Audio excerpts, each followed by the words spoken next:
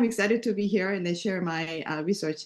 This presentation is based upon that is published in American Radiological Review in 2023. So it is still fresh, less than a year. So I'll talk about this paper, and then at the end I'll put the link to the paper, as well as it has a replication packages that anybody who wants to look at the programming codes and things like that, they can do so. So I'll just put that at the end of this talk. So anyway, so this talk is actually, this paper, it was motivated by sort of like an observation between me and my co-author, Kim Wheaton. And we, in 1 year at the conference, we are talking about, there's all these claims about gender wage gap is now all about motherhood wage penalty. And then childless women reach the parity with the childless men. So is it really the case? I think that we hear that quite a lot in the popular media, like in the news media, but also in academic researchers at the conference that we were at the time. And we heard like from two different talks that, oh, now we know that childless women actually reach pretty much the parity with a childless man. We need to focus on what is the source of the motherhood wage penalty that is the major source of the gender wage gap. But is it really true that, so we start looking at the empirical record in the academic research that documents those two relationships between gender wage gap and motherhood wage penalty. And then we did not find any. We could not find what it appears to be pretty straightforward documentation about these are the two relationships. X number of a portion of the gender wage gap is explained by the motherhood wage penalty. We could not find that piece. We are like puzzled. And then also at the same time, what we discover in the investigation was that the reason why we could not find that what it appears to be straightforward piece is because of that there's a huge division of labor in the academic research. The effect of the motherhood or fatherhood or marriage is investigated in the context of what we call as a family wage gap literature. It's not our coined term. It's Jen Waldvogel, who probably the pioneer of this motherhood wage penalty literature. She talks about that.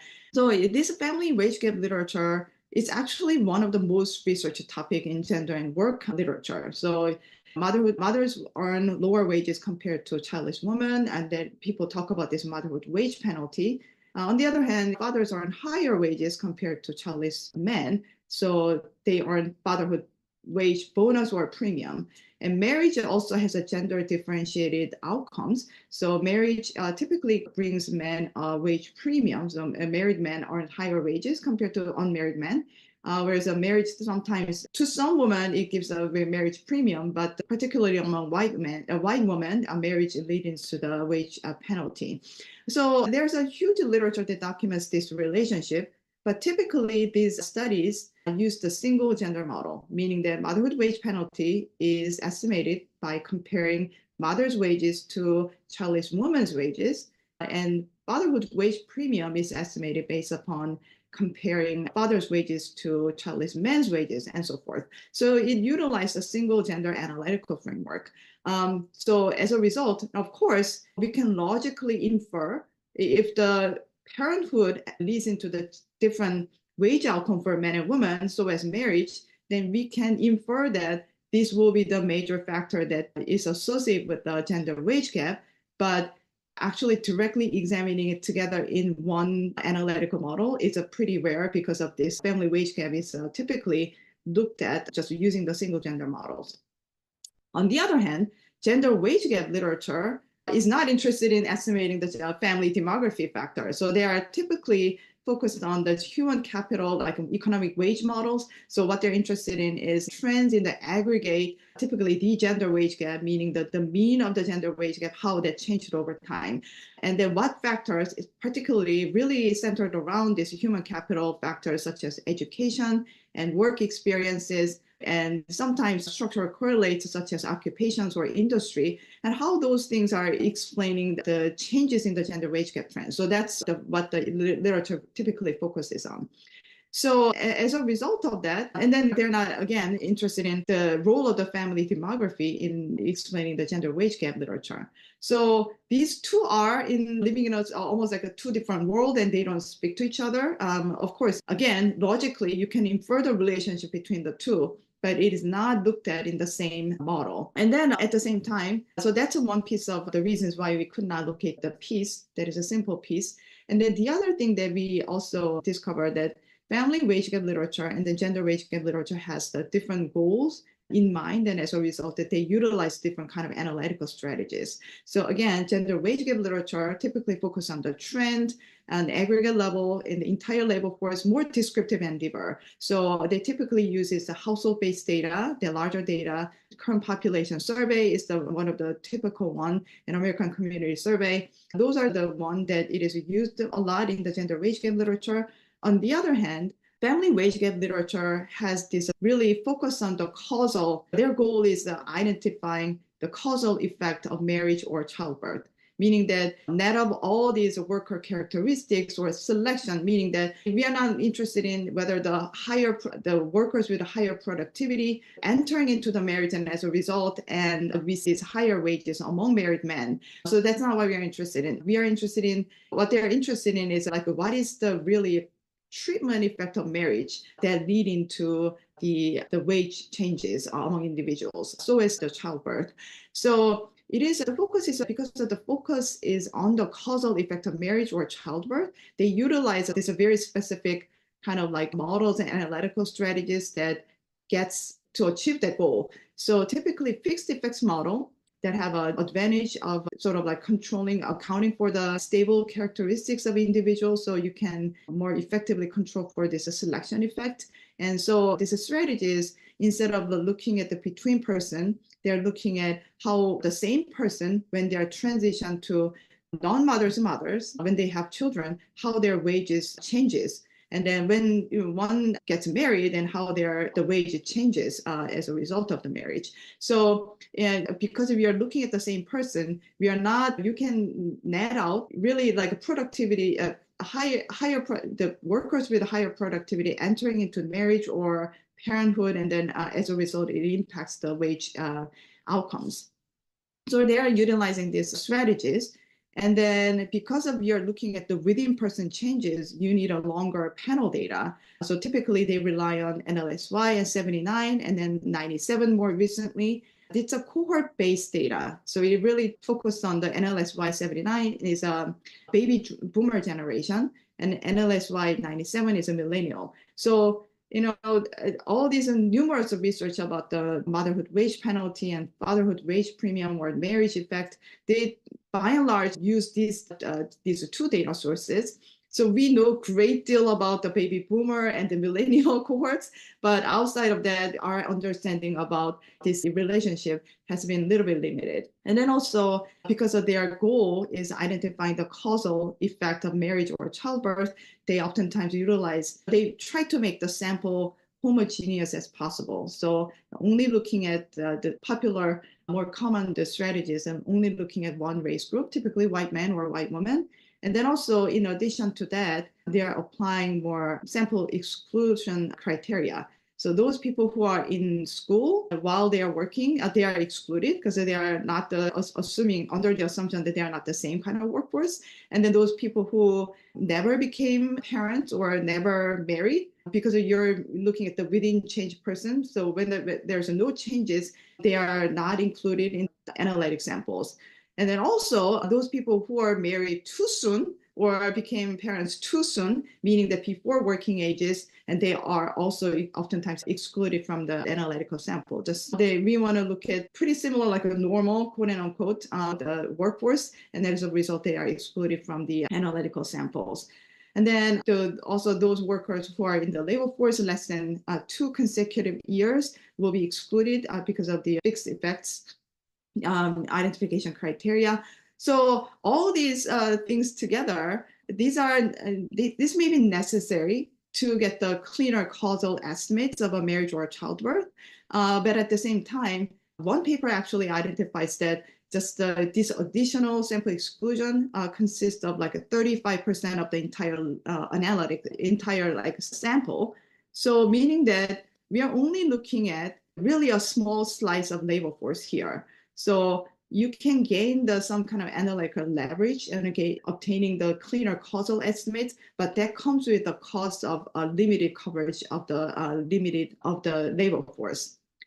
Another concern is that because these models are relying on the single gender model, oftentimes this baseline category in the motherhood wage penalty literature, childless women, they might be also experience some gender-based discrimination, gender-based like the inequality, but their disadvantages oftentimes renders invisible because motherhood wage penalties in comparison to childless women, how much mothers fare worse. So meaning that childless women are better off compared to mothers, and then kind of like gives a false impression that they are actually there's no disadvantage among these women. So it makes their challenges or their discrimination in the labor market becoming invisible. So our goal in this paper was in threefold, and we wanted to answer some of these questions that overcome this limitation of the prior research. First one is we just want to document the empirical relationship between the gender wage gap and the family wage gaps.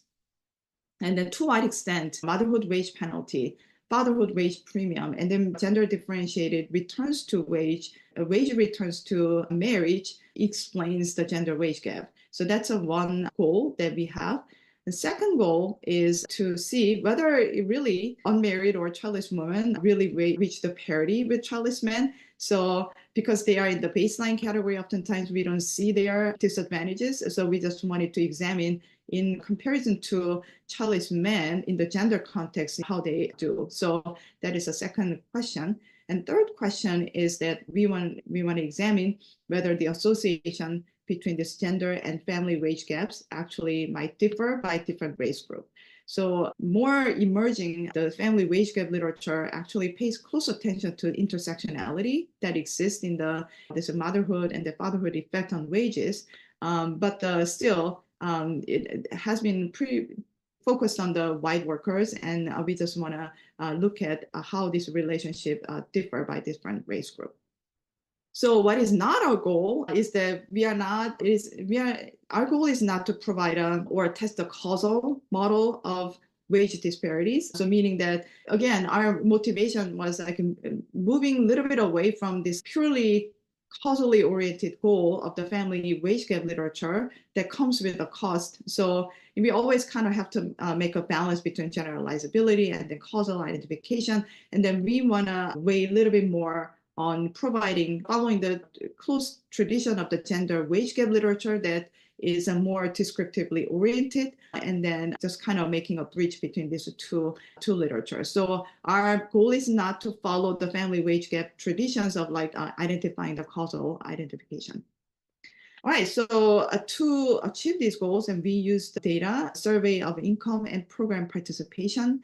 So this is a relatively underutilized data in the gender wage gap literature as well as the family wage gap literatures. But for our goal, it is actually quite ideal to overcome many of the drawbacks that prior research has utilized.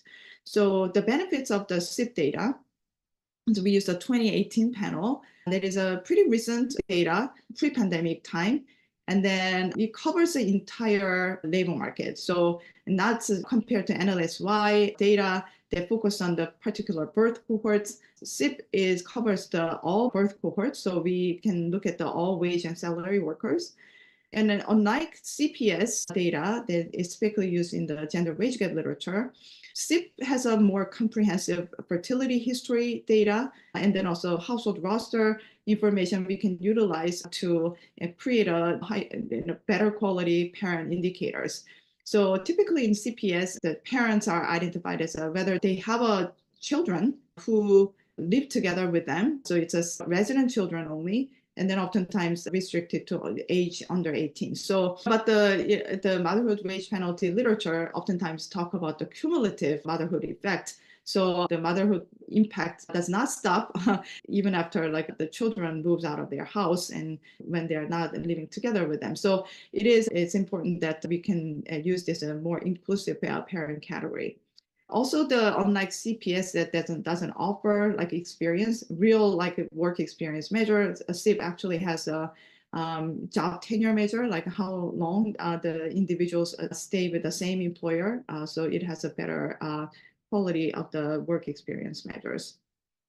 And another advantage that I didn't note it here is that compared to NLSY data, SIP is actually a much larger data set that allow us to include occupation as a covariate and the factor that we can examine. So I'll talk about that when we get to the analysis a little bit.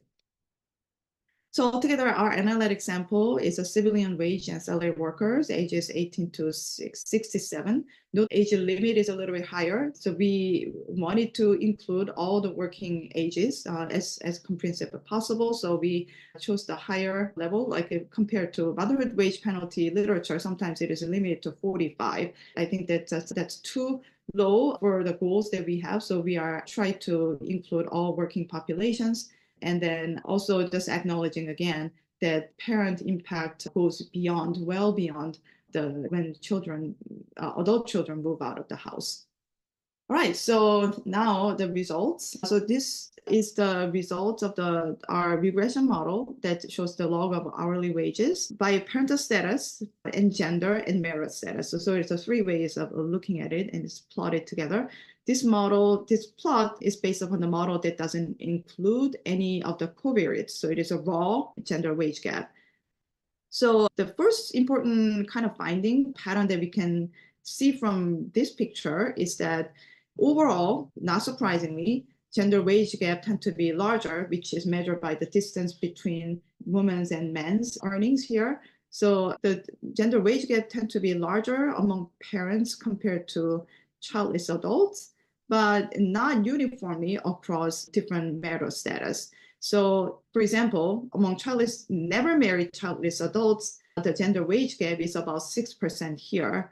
But compared to when we move down to married childless adults, it's a 15% gap. So it is a pretty substantial. It's not definitely not negligible, as oftentimes this popular press believes that the childless adults reach the parity. That is not, that level can be differ by the different marital status. Also, the parents too. Married parents shows the largest gender wage gap as 22% in the raw wages, based upon the raw wages.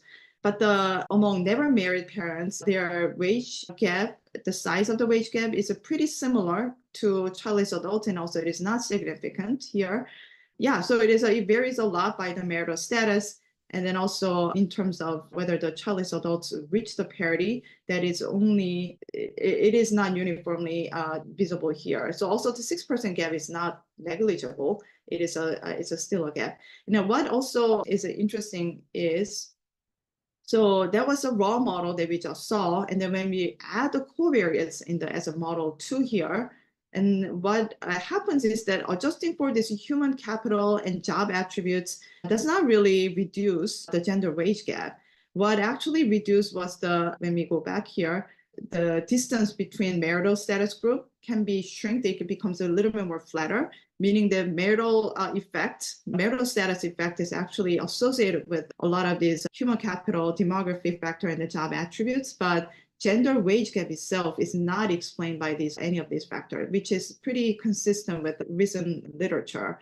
So actually, on the contrary, you can see some of the gaps inflated by adding these covariates to the model. That's primarily because women these days out-earn college degrees, so there's a reversal of the education gender education gap. So women our education attainment is actually higher compared to men. So and then college degree actually is associated with the positive earnings. So combining those two factors together, once you're adjusting for this education factor, then what we see is a gender wage gap actually is inflated a little bit. So that's what we see here. What we see as a third factor, and on top of all these human capital and job attributes, when we add occupation, it's about 510 detailed level occupations are entered into the model, then we see some significant reduction in the gender wage gap, meaning that a lot of the occupation, about a third of the proportion is actually associated with the gender segregation in occupations. So women and men are they are found in the different types of occupation, and disproportionately men are working a higher paying occupation compared to women.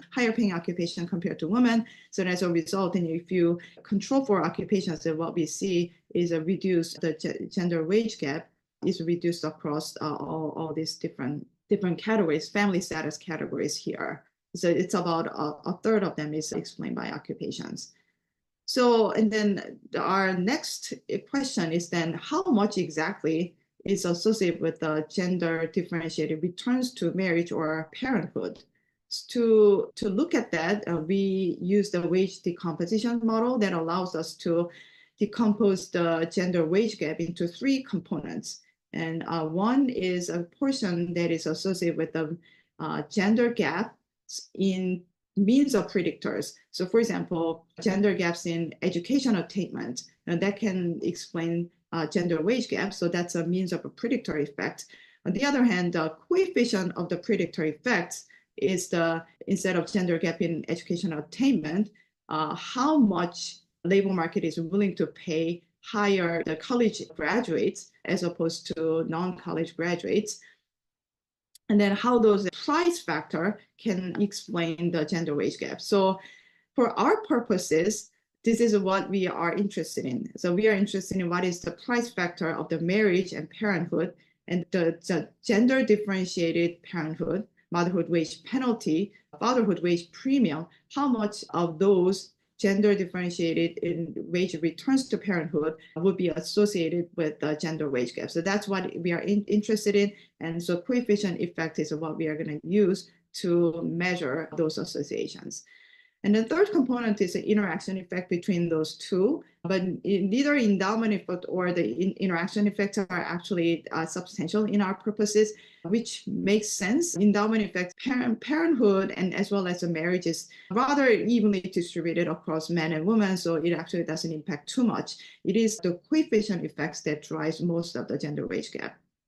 So this is the result. Again, model one doesn't include any covariates. So it is a raw wage gap with only the key variable of our interest. So total gender wage gap is 0.176 log points.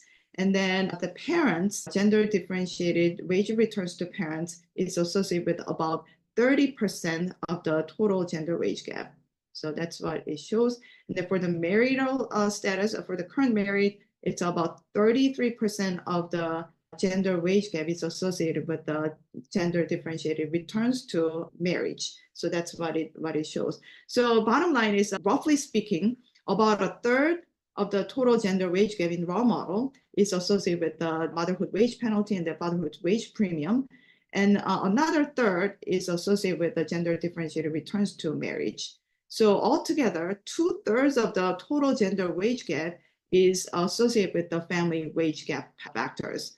So that's huge. So 2/3 of the entire total gender wage gap is associated with the family wage gap, it's suggesting that it is really the major factor that drives the gender wage gap, sort of like intertwined with the gender wage gap. When we add the covariates, but not occupation, all other human capital and the job attribute factors, but no occupations, what we see is that parent contribution doesn't change too much, which is consistent with the model that we saw in the previous time. Gender wage gap doesn't really decline.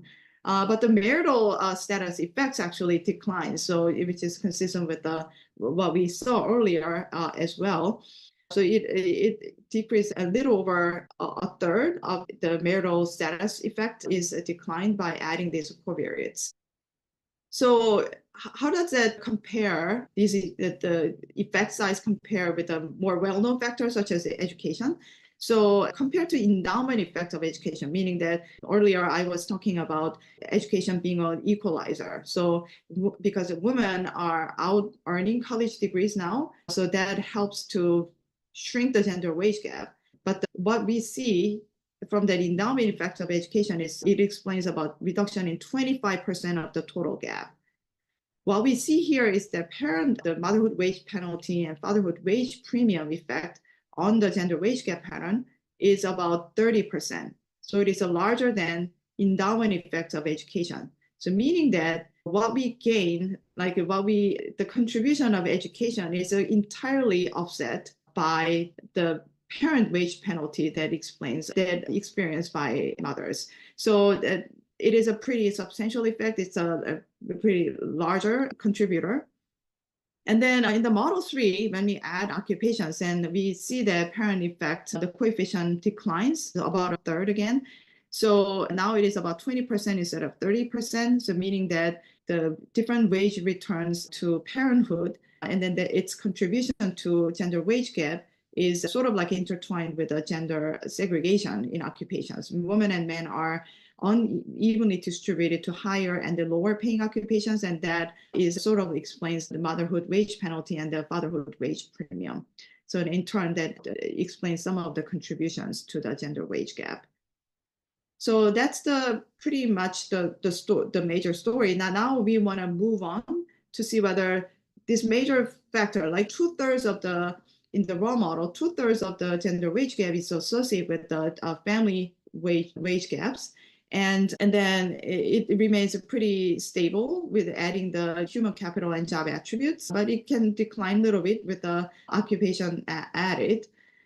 And how does that relationship differ? Is it uniform across the different race categories? So, and the short answer is no. So that's one of the important caveats that we are going to talk about. So overall, the gender wage gap tend to be smaller among the racial groups compared to white workers.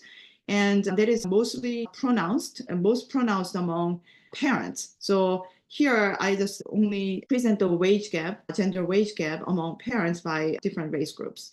So, for example, married parents, you can see white workers actually has the largest gender wage gap, whereas among Black workers, you don't see much. It is pretty small and virtually non-existent. And Hispanic workers is much smaller compared to white workers. It is across the board pretty similar across all these marital status groups among parents. So that translates into the wage gap analysis as well. So compared to what we saw in the raw model, it was about 1/3 of them was explained by the parents, a parenthood penalty, gender differentiated effects on wages among parents. So it is now about 50% among white workers. So it is a lot larger. And then among Black workers, a coefficient is close to 0 and contribution is pretty small. And Hispanic workers as well, it's larger compared to Black workers, but much smaller compared to white workers coefficients. So meaning that this gender wage gap is strongly associated with the parenthood wage gap is only a story for the white workers, not Black workers, and that it's a lesser extent for the Hispanic workers. That's what this analysis suggests. When we are adding the coefficients, adding the covariates, the human capital factors and job attributes, the relationship remains pretty similar. Hispanic workers' contribution increased a little bit. The estimates are so imprecise, so we can't draw too much conclusion out of it. For the white workers, it remains still pretty large, close to 40% contribution to the gender wage gap. We did not examine the Model 3, which is with the education added, because Black workers and Hispanic workers, the sample size is simply just too small to add 510 additional occupation categories. So we did not present that model here. So in sum, the bottom line, our top line result is actually when we are looking at the labor market as a whole, and we see the very strong association between gender and family wage gaps. And again, 1/3 of the overall gender wage gap is associated with the gender differentiated wage returns to parenthood, meaning motherhood wage penalty and fatherhood wage premium. And another 1/3 is with the gender differentiated returns to marriage. So that's top line of our result. But there are two important caveats. But 2/3 of them are intertwined with the family wage gap, means that another 1/3, the remaining 1/3, is not associated with the marriage or parenthood. So there's still a substantial portion that is not associated with the family demography. And also the gender wage gap among never married childless adults, they are small, but definitely not negligible, especially, of course, compared to married parents who shows a 22% of the gender wage gap. 6 or the 10% seems smaller, but they are not, 10% especially is not a negligible amount. So that's another one of the caveat. And the other caveat is what we saw from the decomposition model is that strong association between gender and family wage gap actually is only a story for the white workers. It really does not apply to Black workers, and it's a much weaker story for the Hispanic workers. So what do we conclude from here? What is the implication of these findings? So motherhood wage gap is a major contributor to the gender wage gap. Actually, these are the second largest observable sources behind occupations. But at the same time, it's just too simplistic to completely reduce gender wage gap just to mothers versus others. As we saw, and we still need to make an ongoing effort to address the policies, addressing factors relevant for unmarried and childless women, but as well as we need to pay closer attention to the racial heterogeneity. So yeah, I think that's it. And then again, this article is based upon the already published article. I'm happy to talk more about some sort of like extension of the research that I've been doing. And I'll put the link to these articles and the replication materials into the chat box in a little bit. Thank you so much. Thank you so much, Youngju. All right, we are open for Q&A. Feel free to raise your hand and we'll call on you, or if you prefer, put your question in chat and I will ask it. All right, while people think of questions, I'll start with the one that you suggested, which is, can you talk about some of the extensions that you have been working on since this paper was published? Yeah, of course. So well, actually, it was a part of the original paper, but we just could not fit everything into this one paper. Of course, the family wage gap literature just focused on the it's sort of like a context of the parenthood, meaning that like not just about what we are using is a sort of like a global status of the parenthood, but parenthood effect might differ by children's ages and also number of children, and then whether the children lives in the same household or not, and whether they are the biological versus step or adoptive children. So those things could matter. And so in the new paper that we are looking at the different kind of contribution of association between gender wage gap and parenthood wage gap by disaggregating the parenthood by different kind of factors. So that's what we've been doing.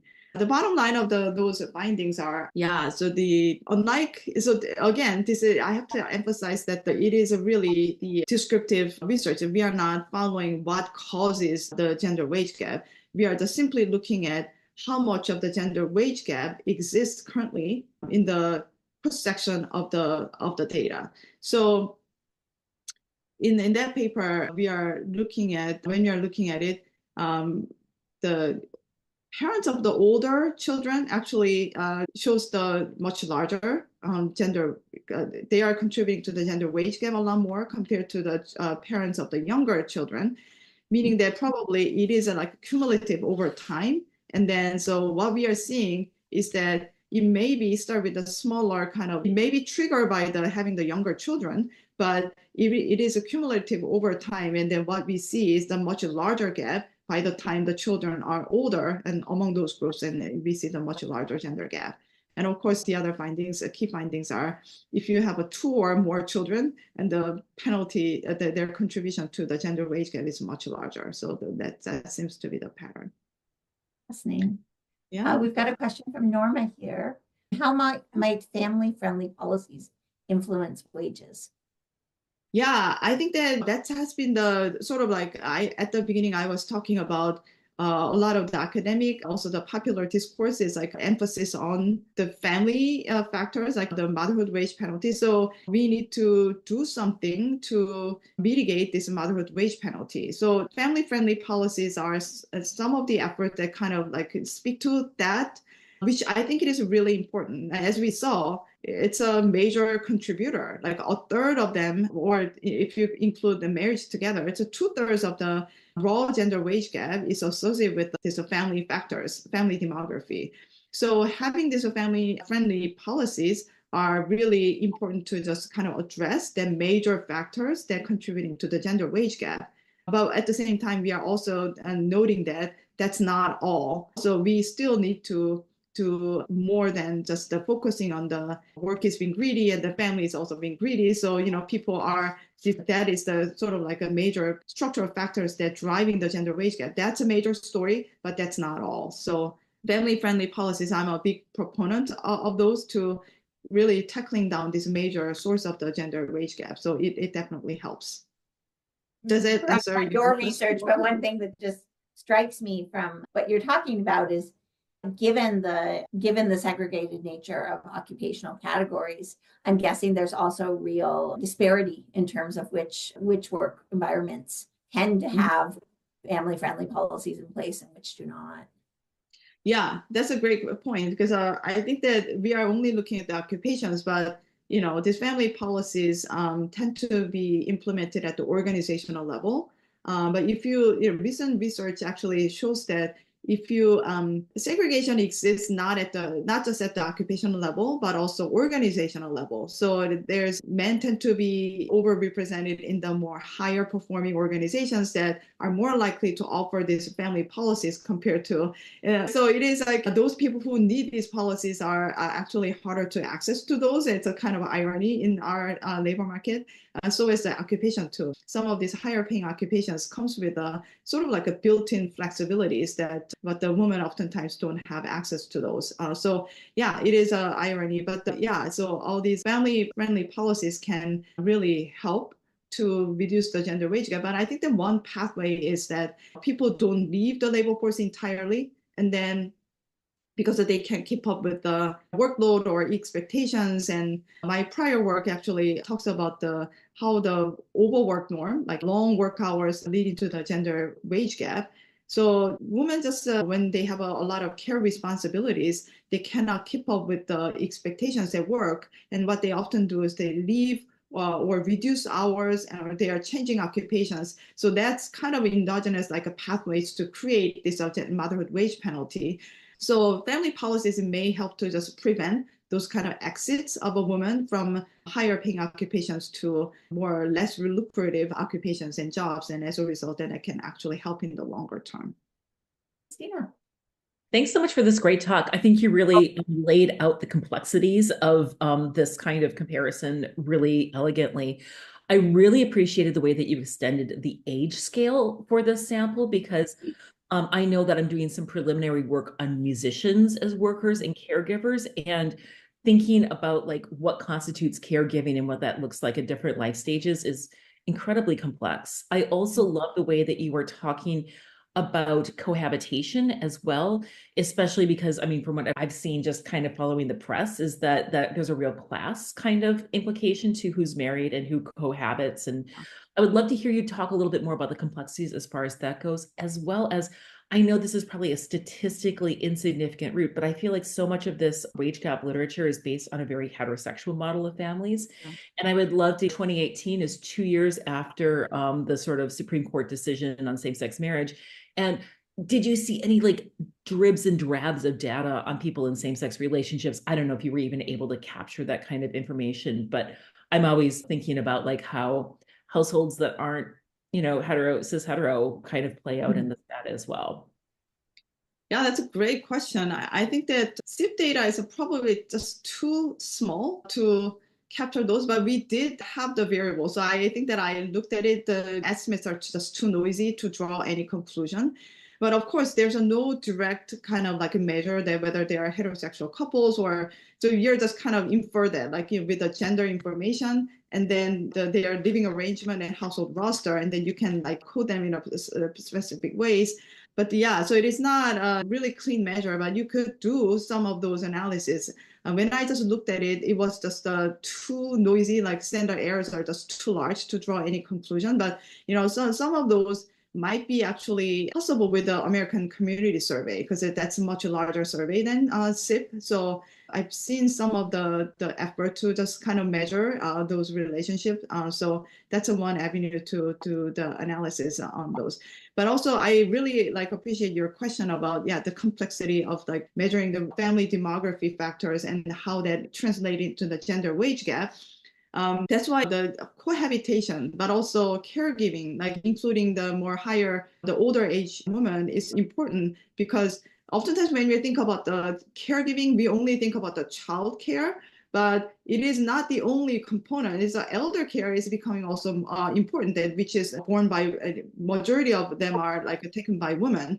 And also the research also suggests that elder care responsibilities are actually the major burden especially among Black women. So it is really one of the factors that we need to kind of keep in mind when we are conducting the research, what kind of assumptions that we are making when we are selecting these measures. And of course, if you're really interested in like childbirth factors, and then it makes sense to limit the age to 45 or whatever, but that kind of misses the other pictures that also is important. So our goal was just kind of documenting the descriptive patterns. Maybe then after we establish those, and then people can dissect with a causal model if needed. So it is a kind of different kind of endeavor, but so it was a sort of like our goals in mind, that what are the kind of scientific process that we are producing these articles. When we are really obsessed with the causal models, that there are some costs that we are missing some of the important pictures. So that was a major goal of our research. Thank you so much for this wonderful and inspiring talk. We always think a lot when we do these about what's most useful for researchers across the social sciences. And one of the things that really stood out about this one is the way it actively responded to the literature and was clearly sort of deeply embedded in moving the field forward. And so it's an inspiration for those who can sometimes roam around literature review. Another minute or two, there is one more question in the chat. So okay, yeah. What do you think was the impact of COVID on motherhood wage, e.g., leaving the workforce? Considering intersectionality, how do reproductive justice issues influence mothers in the workforce? Oh, yeah, that's an interesting question. So impact of COVID on motherhood wage. I think that there has been a study about the mothers actually, like it's not a secret that mothers did the majority of the kind of the weightlifting during the COVID, that they did a majority of the care. I think that sociologist Jess Clarko says that other countries has a safety net and US has the mother. So I think the mothers did the majority of those. I mean, it's not just the US, but I think that pretty much around the globe, women were doing most of this caregiving when it was a lockdown. And so it has an important impact on the motherhood wage. But I don't think that there's any kind of like empirical investigation by far. There is a departure of women from the workforce and then reduction in work hours.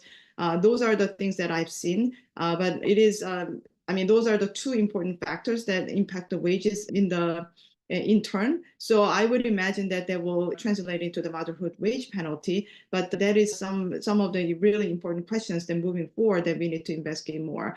I think that during the COVID, that data was the quality issues was a problem. So, but now that we are kind of heading into the most kind of post-pandemic economy, I think that it is definitely an important questions in mind. And what was the impact of COVID moving forward? And then how was reduction in hours during the COVID time and perception about mothers, like the work engagement and all that will translate into the wage outcome is something that we need to investigate. So thank you for that question. Intersectionality and reproductive justice issues influence mothers in the workforce. Could you elaborate a little bit? I'm not sure whether the limiting the reproductive care issues would impact the mothers. Is that the question, and how does it differ by different race and class, perhaps? Yeah. So I mean, if that was the case, then I think that I don't have a good data about that. I think that there's a forthcoming article in ASR. The Kate Taylor and some of the researchers are looking at the gender sort of like, I don't think that they are like particularly only looking at the wage outcome, but also different kind of like labor market indicators and also the well-beings and all those things are comprehensively together. They show that the states, they're leveraging the state variations in terms of like the reproductive justice and the reproductive rights, and the states that have a limited reproductive rights for women are worse off in terms of women's well-being and the economic outcomes. So that could be one of the things that can lead into your questions. Yeah, I think that it's going to come out pretty soon, but I don't think it is actually published yet. So there's ongoing research in that area that could speak to your question. All right. Thank you so much, everyone, for joining us today. And thank you, Youngsoo, for this wonderful talk. All right. Thank you so much for everybody being here, and have a wonderful day. Bye.